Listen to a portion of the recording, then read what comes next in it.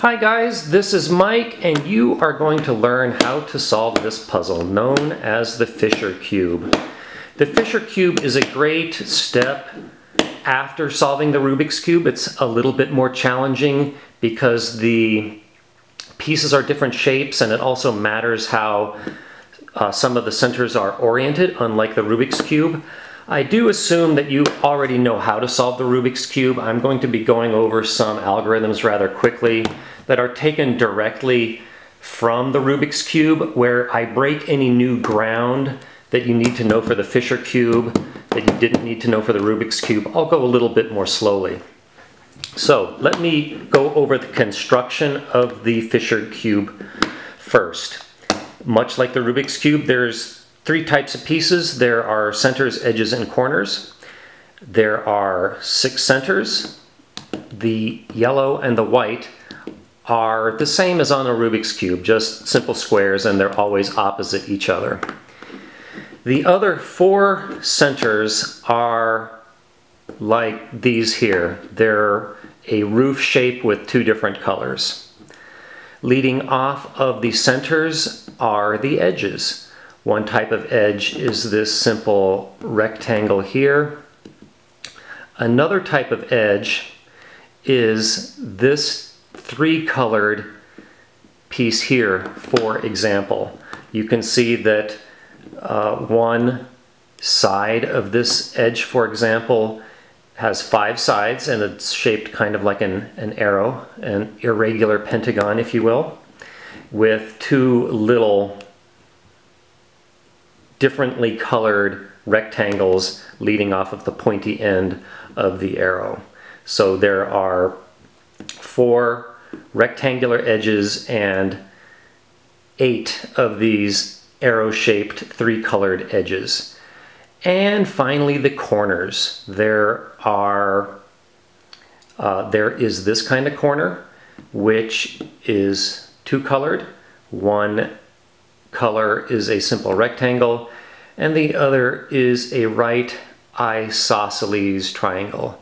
And that is the only type of corner. So yes, I know that it's a little bit of a mental hurdle to have your mind think of the pieces in this way, but that's what makes the Fisher Cube fun. It's kind of like learning a new language. So without further ado, let's jump right in and solve this thing.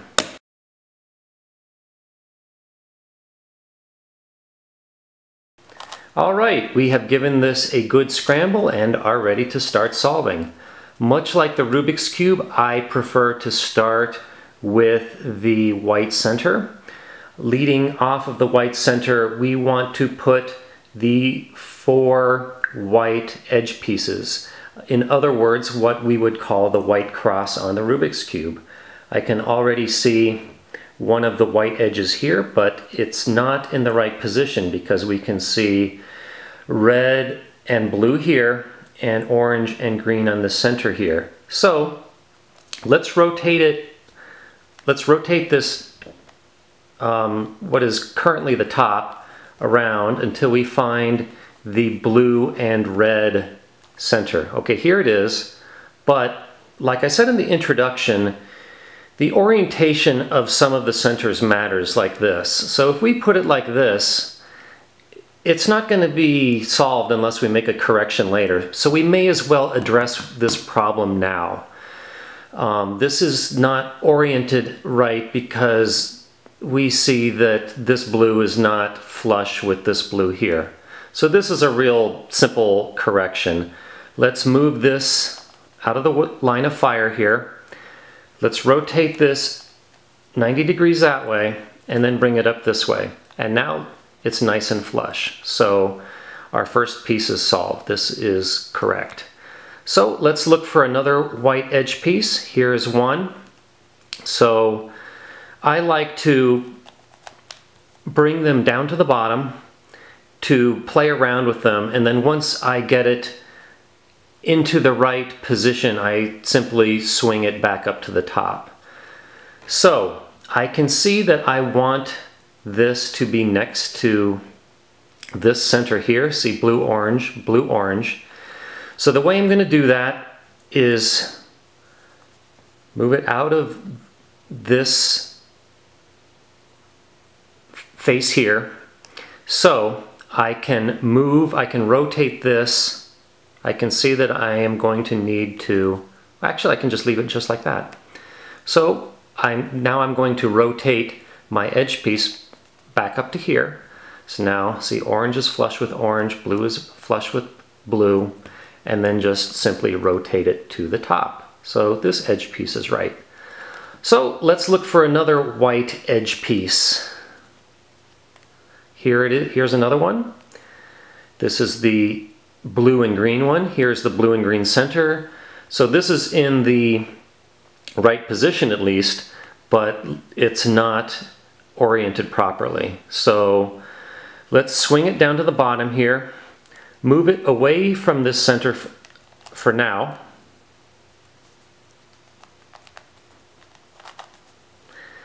Then let's think about how we are going to bring it back touching this center correctly. So I can see that when I swing this edge piece back up here, the red rectangle is going to be on top. So I'm just going to simply rotate this 180 degrees. So when I swing up this edge piece 90 degrees, it is flush with this center. And now I just have to rotate it this way, and now it's in the right position. So 3 edge pieces down, 1 to go. And here it is right here. Here is its center. So let's again bring it over here to the left so we can freely rotate this center. I can tell that when I rotate this up here, the green is going to be on top. So let's rotate the center so that the green is on top. So let's rotate the center here and then rotate it up here to the top. So this is right, and now I just have to fix this because I messed it up doing that last maneuver. There. So there we have our white cross, and we can tell it's right because we can obviously see this white cross here. That matches, that matches, that matches, that matches, and they're all flush as well. Ready to go on to the next part? So the way I solve the Rubik's Cube is I like to solve the bottom corners and the middle edges at the same time. It saves a lot of time and I find it a little bit more challenging. And that is how I do the Fisher Cube as well. So I hope you already solved the Rubik's Cube by that method. If not, pay close attention. So where shall we start? Let's look for one of these rectangular edges on the middle layer. So here is the orange one. So this is going to go here. So right below it is going to be the white and orange corner. So let's look for that.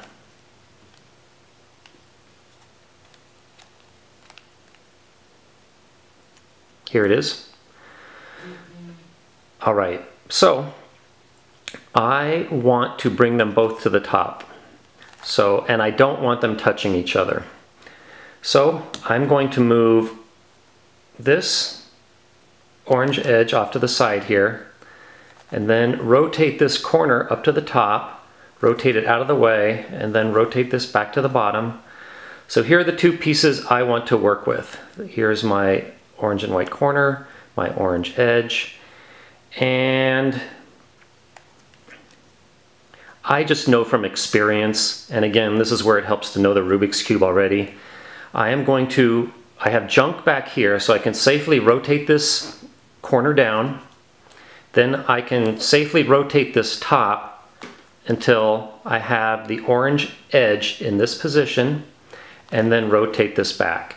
So now I've got these where I want them. I've got these two orange pieces flush in the same color. And now let's bring this right above where it needs to go.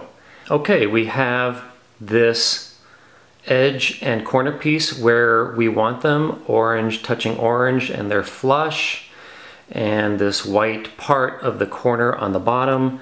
Let's put the corner piece directly above where it needs to go down here. This is on the left side, so we do this. Left, front prime, left prime, front. And there we go. They are now in the right place and orientation.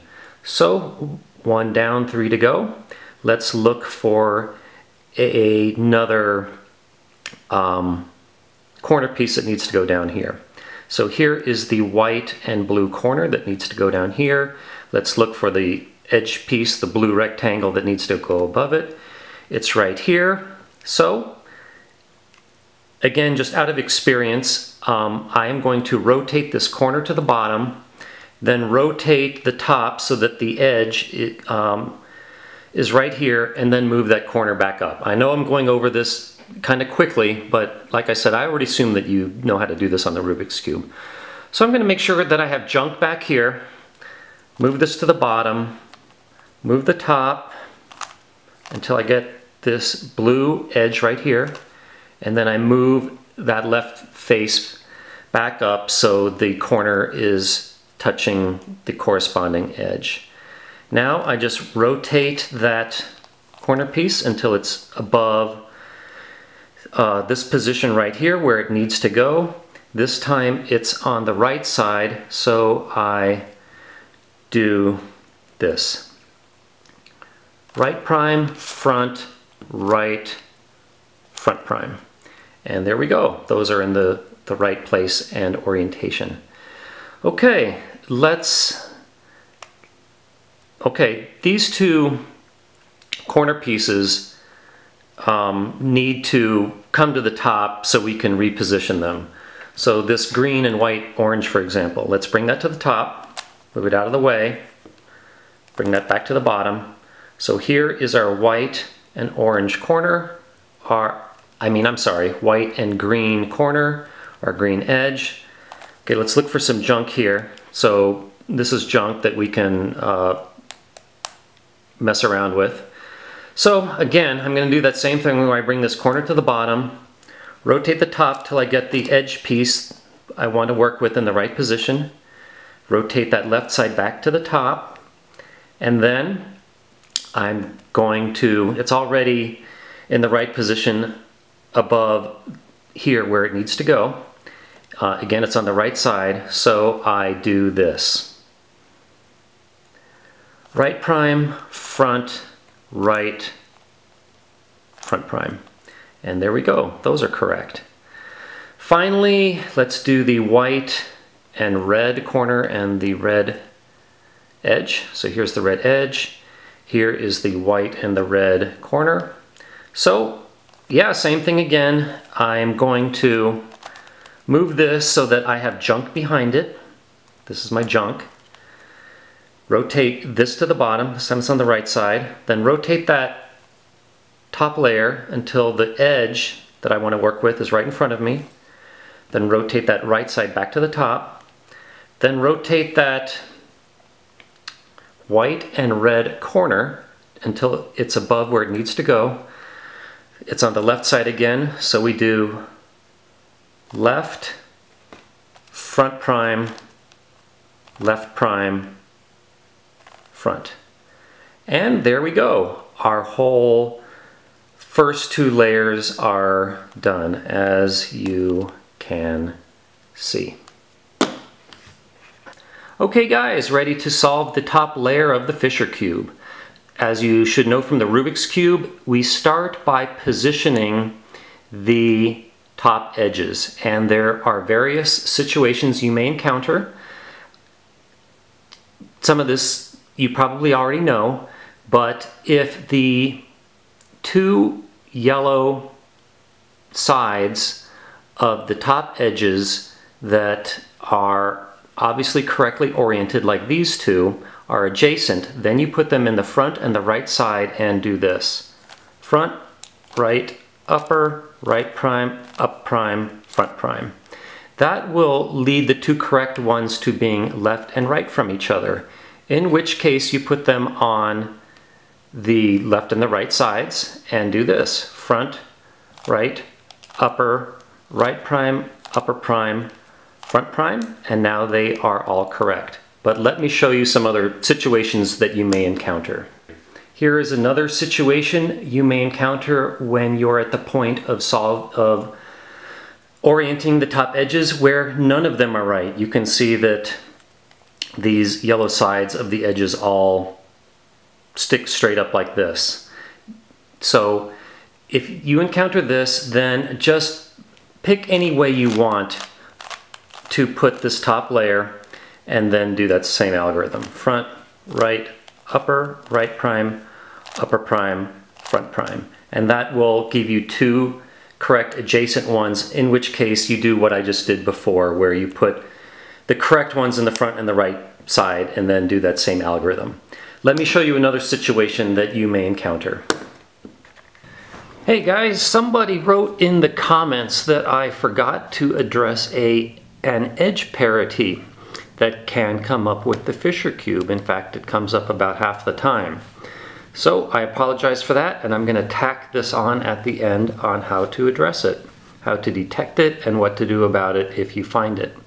So when it comes time to orient the top edges, count the number of ones that are already correct.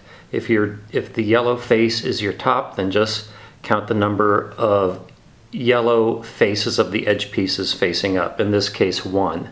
If you have 1 or 3 correctly oriented edge pieces, then you have an edge parity. And what do you do about that? Put any one of the correctly oriented edges right in front of you like this, and then do this algorithm here, which you should be familiar with. Upper, right, upper prime, right prime, upper prime, front prime, up, front. So what that did was it threw down that edge piece here, and now we rotate the top 180 degrees, and we are going to put the edge that should be there back where it belongs. Upper, right, upper prime, right prime, upper prime, front prime, up, front. And now we have 0 correctly oriented edge pieces, which is fine. Now we can go back to doing this algorithm here to get the edge pieces right. Front, right, upper, right prime, up prime, front prime. Now 2 are right. You put the correct 2 in the front and the left, the front and the right, and do it again. Front, right, upper, right prime, up prime, front prime. Now you have 2 left and right, put them on the left and the right. Front, right, upper, right prime, upper prime, front prime. And there we have our top edges oriented correctly. So that is how you solve that parity problem. Again, you have the parity problem if you have 1 or 3 edges correctly oriented. All you do is you swing one of them to the side, rotate the top 180 degrees, and then swing that correct edge piece, which you swapped out, back into place, and that will correct your edge parity. Okay guys, ready to go on to step 2 of the top layer. That is positioning the top edges correctly. And much like on a Rubik's Cube, you can always find 2 of them that are correct, if not all 4. So for example, this one is in the correct position, as evidenced by the fact that this red is touching this red center and this blue is touching the blue side of this red and blue center, but that's wrong, that's wrong, that's wrong. So let's rotate it. And so this is right and this is right. The other 2 are wrong. So when you have two edge pieces in the right position that are adjacent from each other, you put them on the left and the back sides of the top, and then you do this. Right, upper 2, right prime, upper prime, right, upper prime, right prime. And then correct the top here. So these two are right and these two are right. Another situation that you sometimes encounter is that the two correctly positioned edge pieces will be across from each other, in which case you put them on the left and the right side. Do that same algorithm I just said, which will bring you to the state we just had where the two correct ones are adjacent, in which case do what I just did, putting them on the left and the back side and doing that algorithm we just did. So we're ready to go on to the next step. Okay guys, ready to go on to step 3 of the top layer, which is to position the top corners. So let's see which ones are already right. That's wrong, that's wrong, that's wrong, and that's wrong. When they're all wrong, then just pick any side as your front and do the following. Upper, right, upper prime, left prime, up, right prime, upper prime, left. Okay guys, after you do that, you should be in the following situation where one of the 4 corners is in the right position. So let's count. That's correct, wrong, wrong, wrong. So when just one of them is correct, put it on the top right side and then do that same algorithm. Upper, right, upper prime, left prime, up, right prime, upper prime, left. And now let's see where we're at. Correct, wrong, wrong, wrong. So sometimes you need to do this twice because it rotates the 3 wrong ones, and sometimes you just need to do it twice to rotate them into the correct position. So let's do it again. Upper, right, upper prime, left prime, up, right prime, upper prime, left. And now let's see where we're at. So correct, correct, correct, correct. So all 4 edge pieces, top corner pieces are in the right position, but 2 of them are oriented wrong. So the last step deals with how to correct for that. And here is the last step of the last step, which is orienting the top corners. We already have 2 correct ones, but no matter how many are correct or incorrect, put what was formerly your top with the yellow center on the left side with any one of the incorrect corners on the top left side, and you're going to do this algorithm repeatedly until this piece is in the correct position and orientation, as evidenced by the fact that this yellow side of the corner will be directly diagonal from the yellow center. Okay, right prime, upper prime, right, up, nope, right prime, upper prime, right, up, yes. So this is now in the correct orientation. It only took 2. Then, without changing the way you're holding the cube, rotate another incorrect corner to the top left position and keep doing it until it's right. And don't freak out that all this looks like a total mess. It will right itself in the end if you do this right.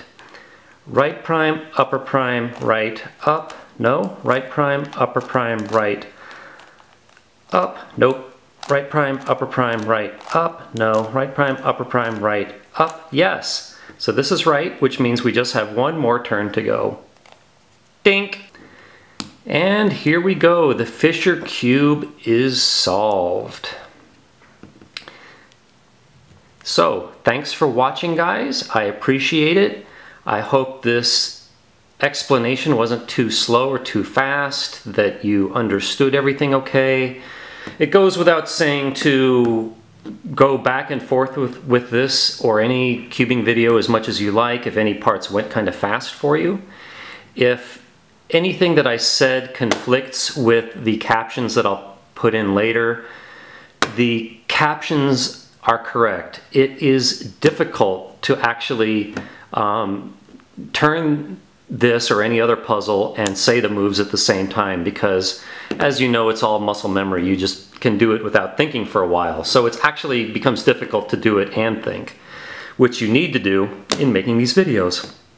So again, thank you for watching, and this video was brought to you by my website Wizard of Odds, which is all about the mathematics of casino gambling. I view all casino games also as kind of a puzzle, with the answer being how to play that game in the best way possible to lose as little as possible. So again, thanks guys, and I'll see you in my next video. Bye.